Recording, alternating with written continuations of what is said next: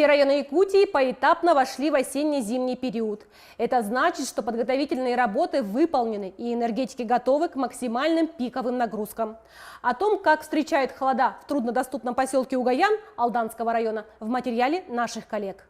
Моторная лодка – главное средство передвижения для жителей Угаяна. Эвенкийское село от внешнего мира отделяет горная река Алдан, красивая и в то же время очень опасная.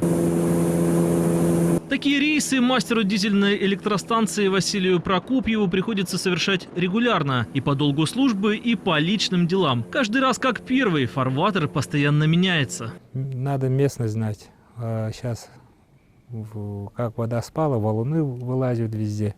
Особенно часто пришлось ездить в последние 2 года. На станции идет масштабная реконструкция. Провели капитальный ремонт здания, а на замену 2 устаревшим дизелям на 60 и 30 киловатт установили современные двигатели. В итоге мощность увеличилась больше, чем в 2 раза. Работать проще. Раньше дизеля слабенькие были, все время сидели, боялись, особенно праздничные дни зимой. Сейчас 100-киловаттные дизеля справляется нормально.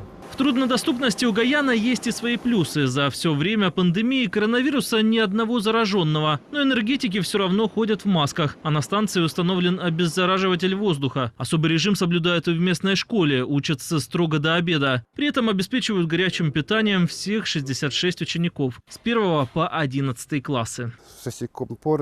Плитка полностью может работать на полной мощностью.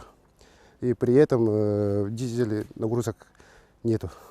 А раньше включали только 2 комфорки.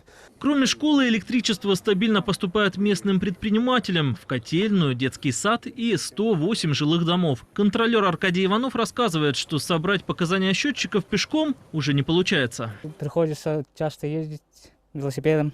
Приходит ведомость, все это надо записывать.